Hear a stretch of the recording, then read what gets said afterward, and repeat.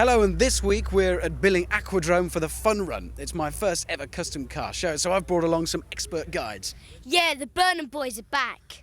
We'll give you a kid's eye view of what goes on down here. We have been promised some cracking events. There's going to be tot rod racing, there'll be a treasure hunt, and even a competition to find the car here today with the loudest engine. Yes, what? Aren't you a bit old for this TV game? Thank you very much indeed, Shorty. Well, Jack's not been slow about picking out one of his favourites, and it's this. It's very big. What is it?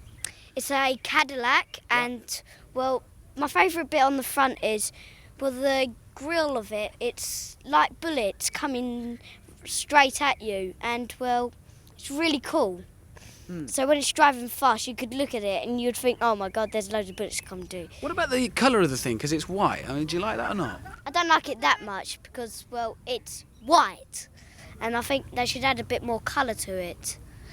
What about the sides of it, down the side, if you look down the length of the thing? Yeah, I think what they should have done, I think they should have made the back a bit lower, because on the wheels they've stuck it like a lowrider. And so I think they should have made the back a bit lower. Right, OK. It's a knowledgeable and expert opinion. Let's go and climb into this thing, Jack. Wander around the side here. Knows what he's talking about. Open the door there, sir. It is open. Clamber in. Oh, heck. Big door. And, I don't know, I think that about fits you in there. You comfortable? Yeah. Yeah. Not bad, really. Can you reach the pedals there, mate? No. Yeah. That is going to be a problem when you're cruising. But other than that, we like it. It works. I like that bit in there where it's got all the metal and it's all nice. Yeah, it's very shiny and I love the wheel. I reckon apart from the events, one of the joys of a day like this is just wandering around, isn't it, Dan? Just looking at cars. You've picked this out as one of your favourites. What is it and why? Yeah, I like the way the colour blends in with the chrome. It just works out together. Yeah, it's the grille, the way it's slanted at an angle. Whereas if it's a 32 coupe, it would be going straight vertical. Must make it a bit more fun at these events when you know vaguely what you're talking about. I mean, looking down the side of this thing, it is quite a subtle-looking thing. Well, what about the flames debate? Do you like to see flames all down the side? No, the flames wouldn't go with the colour of it. If it was like black with yellow and red flames, that might suit it. But purple, well, mauve with flames wouldn't go very well. It's a stunning-looking thing. Shall we open the door? I know that it's a bit special inside as well, so let's just pull the handle here and have a little look. Right. Whoa! This is one heck of an... Hold that door and have a peek in there. Tell us what you think. That is cool. What do you reckon? I like it. I'm not too keen on the sort of pinky peach colour in it though.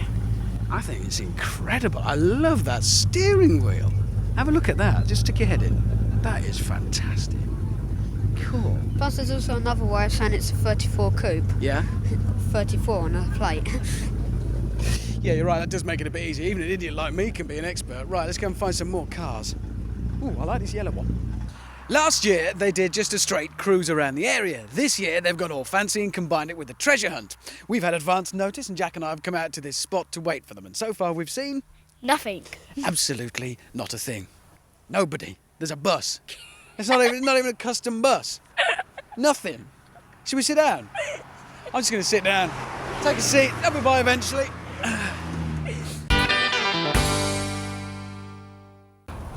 Last week we had a brief look at the GTD40 and its creator Ray Christopher. This week we're going to take a far more in-depth look, but first of all I want to ask Ray a few questions about GT Developments. Now, GT Developments, what does that stand for? It was a company that we sort of produced early in the 80s, just to produce parts for the GT40.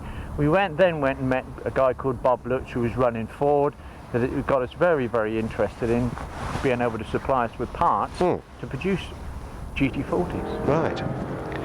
How many actual real ones were there made? They were supposed to be made 130, but in reality I think there was somewhere around 100. Right. Yeah. Now, a fantastic racing history, obviously. 1966 Le Mans winner, rumoured because Ford wanted to buy Ferrari and then went out to beat them on their own car. Is that true? That's really true. Yeah, that's very, very true. They decided they wanted to go racing. They tried to buy Ferrari. Ferrari, I think, used it so Fiat would buy them to get some money into his business. Right. And then Ford said, well, now we're going to give Ferrari a run for his money. And they actually did. It took 2 or 3 years to do it. but they actually did. And remember, the same car won 3 times. Yeah, absolutely. Wonderful. Now, a fantastically evocative motor car, you know, an absolute classic. But since you started making them, you've sold how many of these? They tell me it's 400 units. Which is a tremendous amount of cars. It is. And things are changing with GT developments, right? And you're going to go and do something a little bit more, well, shall we say, off the wall and more expensive, huh? That's right. Okay. We're going back racing. Yeah, it's always been that I've always wanted to race, and every time I get the chance, we race. We're now producing a pure race car. And will that be as quick as the Le Mans cars of its time? Oh, certainly will. Yeah. All right. There's rumour and talk that the cars will go back to Le Mans and race. Really? Yeah, that's true. You heard it first on Kits and Cruisin. Well, obviously, if you're going to go racing, and Le Mans in particular, the cars are going to have to be slightly different to the road version. So, what are the differences? Mostly weight. First thing you've got to do is reduce the weight by something like, I don't know, 200 kilos, 300 kilos off the car, and then brake horsepower. It's all about how fast the thing's going to go. So it's engine. So you're going to start putting somewhere in 500 to 600 brake horsepower engines into the car. Then that gives you problems. You're going to have gearbox braking if you use standard road boxes. So you're into a different gearbox. You're into a different construction on the chassis. There'll be lightweight aluminium monocoques in the car just to get the weight down. Yeah. The body shape will be basically the same. Body panels will come out of exactly the same moulds, but they're considerably lighter. They may be made from carbon fibres and some of the more modern composite materials. And really, that's the base of where we're going to come from to go racing. Right. So obviously uprated brakes as well. Totally different suspension geometry. Yeah. The geometry is totally different. Right. Yeah, coming into sort of Formula One specs now. Right. If anything's going to be competitive, you've got to stay ahead of the game and come into a modern era. Okay. What about safety on that? Cars obviously got to have a very, very strong roll cage in it to be up with current regulations and things. Very, very much so. Yeah, that is extremely strict. Safety now is the foremost thing. You've got to be able to crash the car at 100 miles an hour and walk away from it. One of the things I remember in the early days about your side-mounted fuel tanks was that you used to have Explosafe in them, and they were allegedly very, very safe. I mean, you're taking that concept and going right up market with it. Yeah, that's right. We're still going to use the same system of Explosate because it works extremely well. We've never had a failure in the tank or a fire in the tank on any of the cars over the last 20 years. Which is a hell of a lot. Very, very good, Yeah.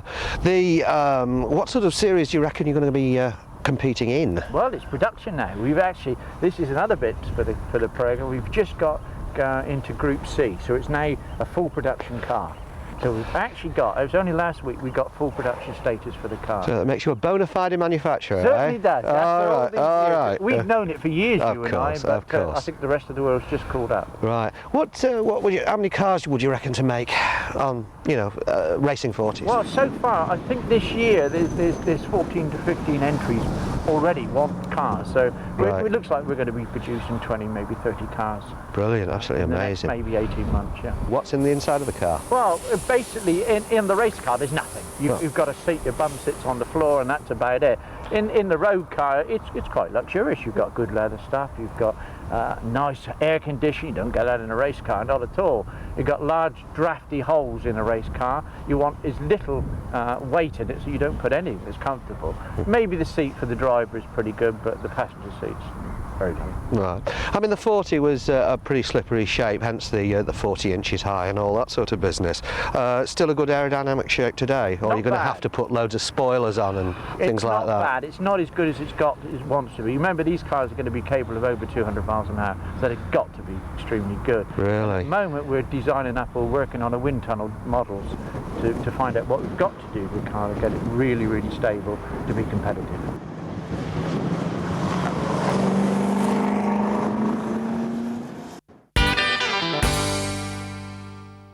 It's like waiting for a bus, isn't it? You wait hours, nothing, and then look, two, Look, nearly there's three. a police car, and there's a red Hey! Oh, yes, disgusting. I like that one. That's disgusting. It's red. You can't. I must admit, you can't have just red cars. Like that Cadillac, it was just white. You could. Oh my God. It was gorgeous. But it's red. Red's a good colour for a hot rod. Yeah, but it's just red. You silly. We've got custom cars galore. Should they be going in there? I don't know. They're all pulling into a farm. I think they should go that way. No. You're wrong. It's that way. No, follow the M1, it's that way. Yeah, but I've got the map, and I say it's that way. And I'm intelligent than you, and I say that way. You have the map. Either way, I don't think it's that way. I say. Oh, they're coming out. They're coming out. Look, they come. I say it's that way from all the cars are coming from over there. So I say it's that way. Yeah, but if you watch, all the cars are now going that way. Hey, we got hats on. Hey! Alright, it's the last car. Come on, let's get on with it. People do that for fun.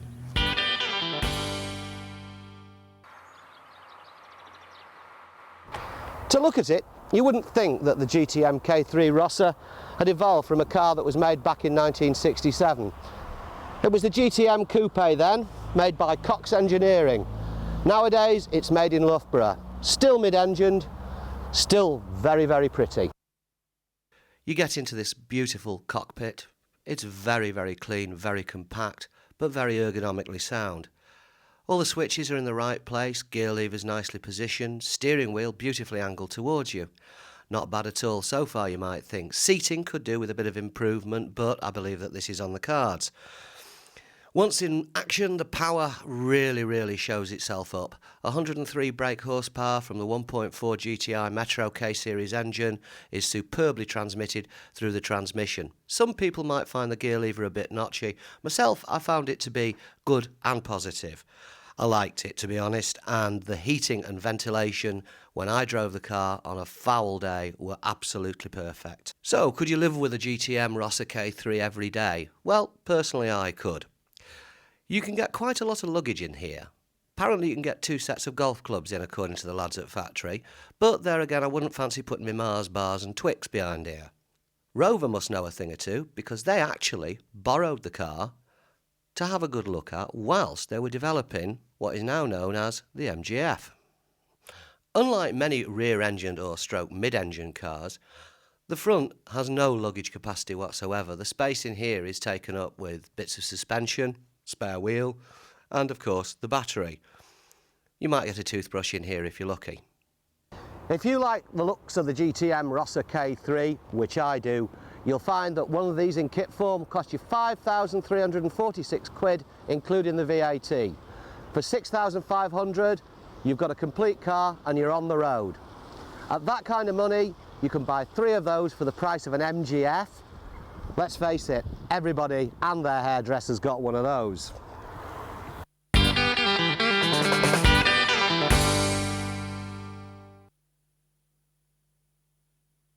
One look around an event like this and you might be forgiven for thinking, hang on, all this exotic machinery, that's fine until it goes wrong. When it does go wrong and you need a new bit, what do? Throw it away? No, there are actually companies specialising in supplying parts for this kind of car. One of the bigger companies doing that is US Automotive Limited. Of that, Steve is here with me in front of this rather stunning machine we'll talk about in a minute. You are one of several manufacturers doing this. It's quite a big operation, isn't it? There's a lot of demand for this, bringing these parts in. Well, strangely enough, you're absolutely right. In the UK at the moment, there are around about 90,000 registered US automobiles, and that doesn't include things like the hot rods in the garages and other cars that are under construction. Right, so you and your colleagues have been a bit crafty here. It's the usual story of spotted a market. In fact, you were already kind of in this business. Well, I've actually been in the business since 1974, and Pete, who works for us as well, has been in since 1976. So overall, we have got quite a lot of experience, and that's very important in this sort of business. So you've been up and running doing this for a couple of years or so. How does it actually work? How do you trace the parts? Well, we use a lot of people in the States. I mean, our experience, as I've said, is quite important. But overall, we have a couple of guys in the States, and their job is literally to go and search for parts. I mean, we've managed to find things like a brand new windshield for a 1958 Packard. Where did things like that come from? Who's got them? Well, there are specialist people in the States who actually stockpile this sort of thing. We've got another guy, he's got 40 Chrysler 300s, which is a rare car anyway, in his backyard. That's quite a handy thing to have in your yard. So you've got those contacts, you bring the stuff over. These things aren't exactly delicate though, are they? Internally, mechanically? No, most engines are pretty robust. The American engineering, let's be honest about it, is pretty agricultural in its original design. So yes, they very rarely break, but fortunately they do, otherwise I don't have a job. From time to time it's nice if they do have a problem. Well, absolutely right, but we don't ever wish anything on our customers like that. But if they do have a problem, we're here to help. What's the number one thing that people come to you for? Basically service parts, I would say, things like oil filters, spark plugs, brake pads, things to keep their car running on a daily basis. I have noticed, just looking around the event today, it is one of those occasions where everybody seems to be friends. You come in thinking, God, all these strangers, but they're so friendly. You must know a lot of people. Well, yes, I think that's one of the things that we really find enjoyable about it. I mean, we do class the customers as friends. We're there to help them, obviously to make money as well because we sell parts, but we do try and keep the customers friends. Yeah, but I don't think he's all that friendly and his mates here, because he's just confided to me earlier that he recognises people by their car and not by their name. Well, yeah, that's absolutely true. Unfortunately, my head is not for names, it's for numbers. Just talk to me about the machinery, because some of it looks... It's kind of a combination of being enormous, but then little spindly kit to get it out to the wheels. They're quite exotic looking machines. Are they very expensive and difficult to run? Hot rods can be very cheap or they can be very expensive. It just depends on how sophisticated you want to go. I mean, a vehicle like this is quite a costly machine, but you can build a hot rod probably for £1,500, £2,000 and still have a lot of fun in doing it. And that's what a lot of people really go for, the fun.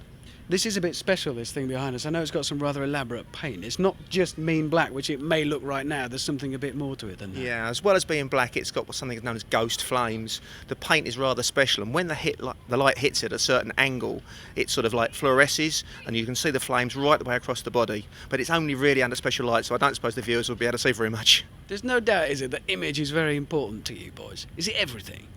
Image isn't everything, but yes, it does make a lot of difference. I believe we've been quite successful because we do try to give something back to the customers. We like to show them lovely vehicles, we like to sell them their parts at a good price and give them a really good service. Because in the whole American car, the whole street rod and hot rod thing, they have to look fantastic, but underneath they've got to have the right engine, so it's also presumably about horsepower and that feeling of driving something with major power. Yeah, obviously a lot of people like the powerful feeling, but it doesn't have to be like a really powerful car. A lot of American cars as standard can be very, very enjoyable, and of course they're very practical, certainly the modern ones anyway. Yeah, what would happen if you pulled up here and, say, a nice Mini Metro? I'm afraid Nice car. Yeah, maybe, but not really my cup of tea. Yeah. I couldn't really help you with the Mini Metro, I'm afraid. Steve, thank you very much for talking to us. You're very welcome. Cheers.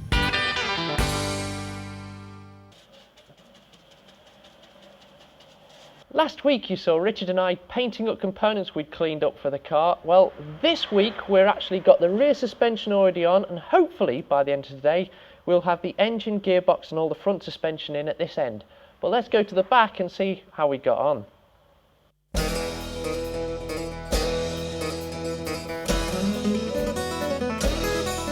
Thankfully, everything does line up exactly as it's meant to. What we did find though was that the chassis had closed up a little bit at the mounting points, and it just needed a little gentle persuasion to get everything to slot in nicely. Not a major problem though.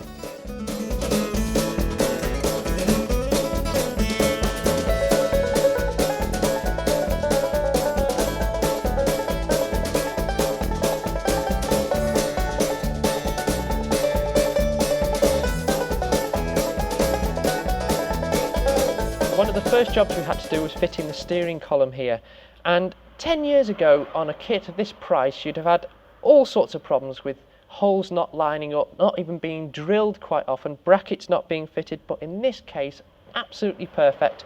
All the holes were perfect. They've been laser drilled on this particular chassis, and I can't emphasize enough, on your first build that is priceless. You don't want to be messing around with having to work out how things fit, where they go. This was absolutely perfect. Okay, the one area we have had a slight niggle was on this strap here for the fuel tank. We actually found that the hole that was drilled originally in the chassis was too far away to fit the lip of the petrol tank. So what we've done is we've drilled a second hole. It's the only time we've had any problems with the holes that have been drilled into the chassis. And apart from that, it was no problem at all, but it was a bit of a nuisance at the time. There's a little rubber bush on here that, believe it or not, stops the car changing gear on its own when you're driving along. And you have to weld on a little bracket here. Now, I can't help wondering whether the guy at home without his own welding kit or even any interest in welding is going to cope with this. But that's just one of the things you've got to do, because it doesn't fit the Jester as it is. Okay, one of the things we've been told to do with this kit is to actually cut a coil off the old spring, clean it up and put it back on. Well, Specialist Sports Cars has supplied me with some pre-set springs that fit. And I recommend if you can get hold of it, that's an awful lot easier. Nice to actually sit in it for a change. Just to illustrate how good this chassis is, this is one of the front suspension arms, and it corresponds perfectly with the holes pre-drilled in this chassis. Now, 10 years ago you couldn't even hope for that, so it makes the build an awful lot easier. It takes days away from your work. Now, no matter how good the chassis is, you're still going to have to make a few brackets up, like this one for the brake pressure control valve, and they all add time to your build.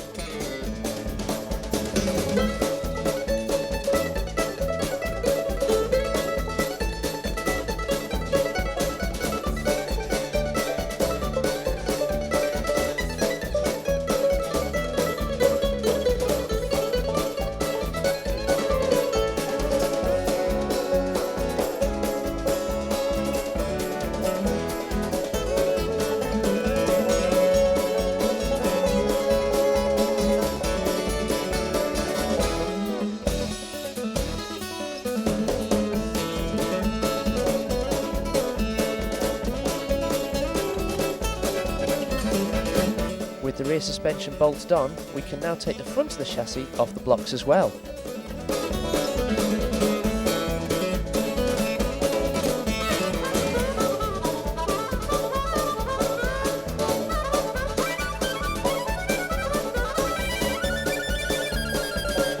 Now, the most expensive wheelbarrow you'll ever see, we have to lift the chassis over the engine and gearbox, lower it down, and then line up the engine cradle mounting points. Sounds a bit of a mouthful, it's even worse to actually do it.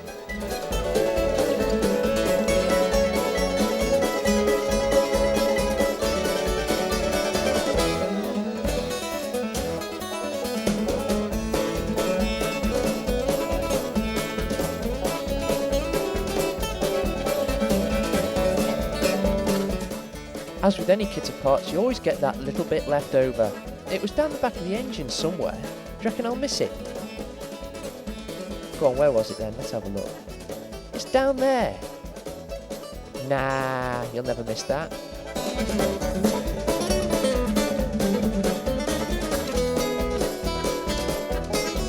Well, we'll leave the Jester there. Next week we start to build the Tiger Cat E1, which Richard Hammond has bought. Unfortunately, we couldn't persuade Jim Dudley to put his daughter in as part of the kit package. Never mind. Hopefully our car will look this good.